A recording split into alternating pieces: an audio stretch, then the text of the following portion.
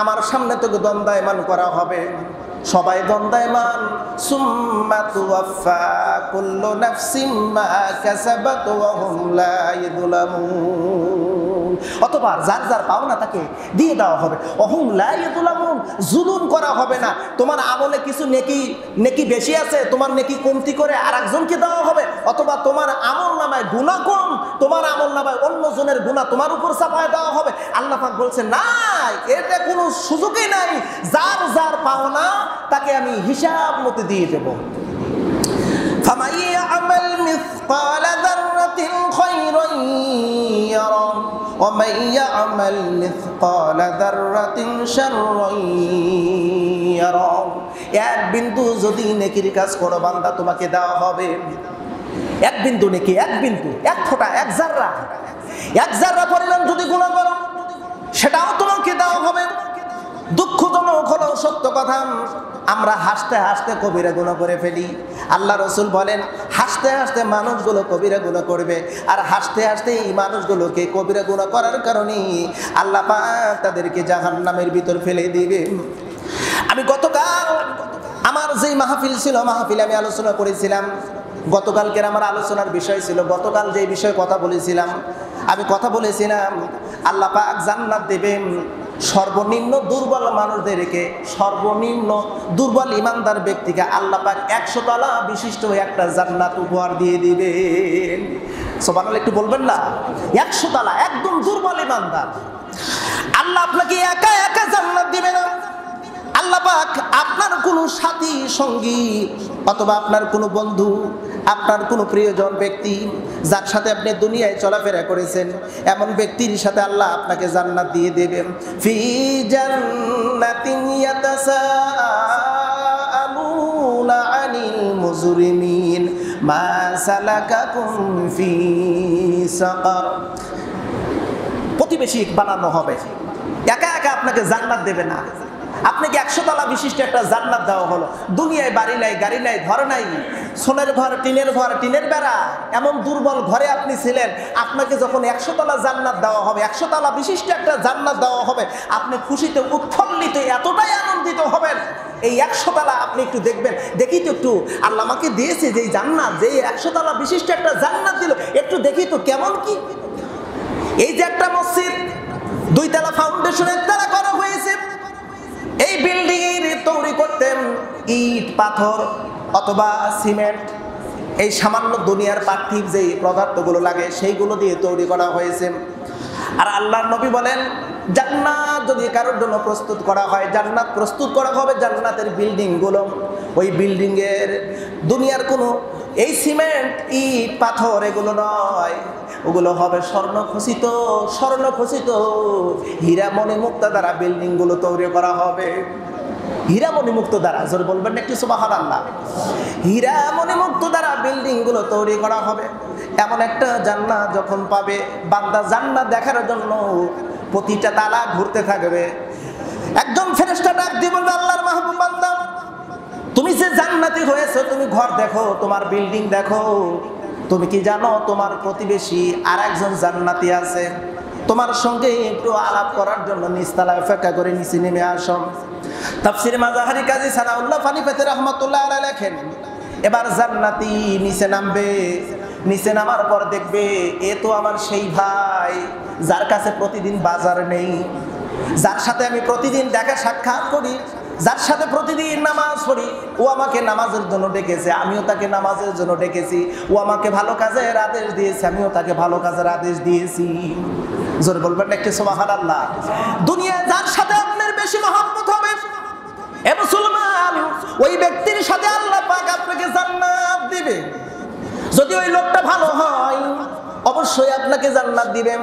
আল্লাহ পাক এই জন্য বলে, বান্দা, দুনিয়ায় সাথী সঙ্গী বন্ধু করার ক্ষেত্রে একটু চিন্তা ভাবনা করে করো। এমন কোনো কাউকে বন্ধু করো না যার কারণে তোমাকে জাহান্নামে যেতে হয়। আল্লাহকে যদি প্রশ্ন করি, আল্লাহ আমি কাকে বন্ধু বানাইবো?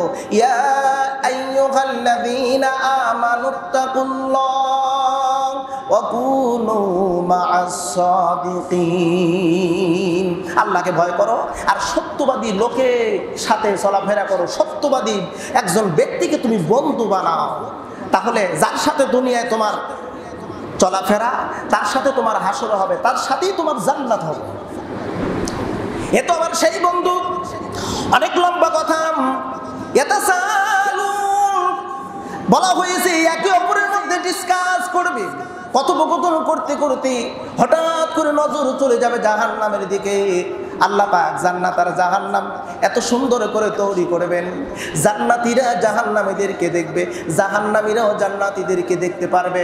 জাহান্নামীরা জান্নাতীদেরকে দেখে আফসোস করবে, হায় আফসোস, আমার বাবা, আমার ভাই, আমার বন্ধু, আমার সাথী সঙ্গী সে জান্নাতি, আমাকে ভালো কাজের কথা বলেছিল আমি শুনি নাই, আমাকে নামাজের দিকে ডেকেছে আমি শুনি নাই, আমাকে নেক কাজের দিকে ডেকেছে আমি শুনি নাই, আজকে কত সুখে আছে আর আমি কত আযাবে আছি। আর জান্নাতীরা জাহান্নামীদেরকে দেখি বলবে, হায় রে আমার বন্ধু, আমার বাবা, আমার মা, আমার ভাই, আমার দলের নেতা নেত্রী, আজকে ওরা জাহান্নামে, ওদেরকে কতবার উপদেশ দিয়েছি, উপদেশ শোনে নাই। দুইজন একে অপরের মধ্যে আলোচনা করতে করতে লক্ষ্য করে দেখবে জাহান্নামের ভিতরে কিছু আত্মীয় স্বজন, বন্ধু তোমার বাবা, তোমার ভাইকে দেখি, তোমার সাথী সঙ্গীকে দেখি জাহান্নামের ভিতরে। কেন ওরা জাহান্নামে? জিজ্ঞাসাবাদ করো তো, মা সালাকাকুম ফি সাকার, ওদেরকে জিজ্ঞাসাবাদ করা হবে, এ অমুকের আব্বা তুমি কেন জাহান্নামী, তোমরা কেন জাহান্নামী? শুনে দেখেন মজার কিছু বিষয়। ওরা তখন বলবে, ক্বালু লাম নাকু মিনাল মুসাল্লিন, আমরা জাহান্নামে আসার মূলত অন্যতম কারণ হলো আমরা নামাজ পড়ি নাই, নামাজ পড়ি নাই, নামাজ কায়েম করি নাই, নামাজিদের সাথে ছিলাম না, নামাজিদের সাথে আন্দোলন করিনি, বরং নামাজিদের বিরোধিতা করেছি, যার কারণে জাহান্নামে। লাম নাকু মিনাল মুসাল্লিন, এখানে লাম নাকু মিনাল মুসাল্লিনের ব্যাখ্যায় ইবনে কাসির বর্ণনা করেন, ওরা নামাজ পড়েও নাই, নামাজিদের সাথে থাকেও নাই, নামাজ কায়েমের ব্যাপারে কোনো চিন্তাও করে নাই, বরং নামাজিদের বিরোধিতা করেছে, নামাজ যাতে কায়েম না হয় এই ব্যাপারে সমস্ত প্রকারের পদক্ষেপ গ্রহণ করেছে। দ্বিতীয় নাম্বার বলবে, আমরা প্রথমত নামাজ পড়ি নাই। দ্বিতীয় নাম্বার বলবে, আমরা ওয়ালাম নাকু নুতিমুল মিসকিন, মিসকিনকে খাবার দেই নাই, বরং মিসকিনের খাবার আমরা নিজেরাই খেয়েছি। মিসকিনের খাবার কাউকে দেই নাই, নিজেরাই খাইছি। এমন মানুষ সমাজের ভিতরে আমি যদি হিসাব দেই আপনাদের কাছে, দেখবেন শতকরা 95% মানুষ মিসকিনের খাবার খায়। বলতে পারেন কেমন করে? যাকাত ফরজ হয়নি এমন ব্যক্তি দেখান তো দুই একজন। যাকাত ফরজ হয়েছে 60 থেকে 70,000 টাকা যদি কারোর কাছে থাকে, ওই ব্যক্তির উপরেও যাকাত ফরজ হয়ে গেছে। যাকাতের 8টি খাত, 8টি খাতে যাকাতের অর্থ ব্যয় করবেন। একটি খাত হলো মিসকিনকে দেওয়া। আপনি যাকাতের অর্থ দিলেন না, আপনি যাকাতের অর্থ খাইলেন, তার মানে মিসকিনকে দেন নাই, আপনি নিজে খাবার খাইয়েছেন। আর আইতাল্লাযী ইউকাযযিবু বিদ্দীন ফাযালিকাল্লাযী ইয়াদউল ইয়াতীম ওয়া লা ইয়াহুদ্দু আলা তুআমিল মিসকিন। আমরা তো প্রতিনিয়ত নামাজও পড়ি না, সূরা মাউন পড়ি না, সূরাগুলো পড়েন, ওর ভিতর কি আছে একটু বোঝেন, বুঝলেই বুঝতে পারবেন। আমরা মিসকিনদেরকে খাবার দেই না, মিসকিনের খাবার আমরা নিজেরাই খেয়েছি, যার কারণে আজকে জাহান্নামী। 3 নাম্বার, আল্লাহ পাক বললেন, ওয়া কুন্না নাখুদু মাআল খাইদিন, আমরা গীবতকারী ছিলাম, গীবতকারীদের সাথে গীবত করতাম, সমালোচনা করতাম। গীবত করতে একটু ভালোই মজা লাগে। সকালবেলা ঘুম থেকে উঠে বাড়িতে কোনো কিছু সামান্য কিছু খাবার খেয়ে চাষটালে বসে সারাদিন গীবত আর গীবত, যতক্ষণ পর্যন্ত আছে একে অপরের মধ্যে কি যে মজা, কি যে মজা। এই মজা নিয়েছি, যার কারণে আজকে জাহান্নাম। লক্ষ্য করে দেখেন কোন গুণটা আমাদের মধ্যে নাই, জাহান্নামে যাওয়ার জন্য কোন গুণটা নাই।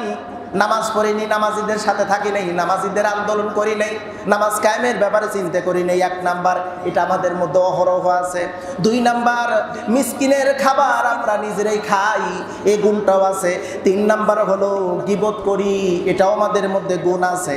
ওয়া কুল্লা নুকাযযিবু বিয়াউমিদ্দিন। আর 4র্থ নাম্বার হলো বিচার দিবসকে আমরা অমান্য করেছিলাম, বিচার দিবসকে অস্বীকার করেছিলাম। আখিরাত বলতে কোনো কিছু আমরা মানি টানি নাই।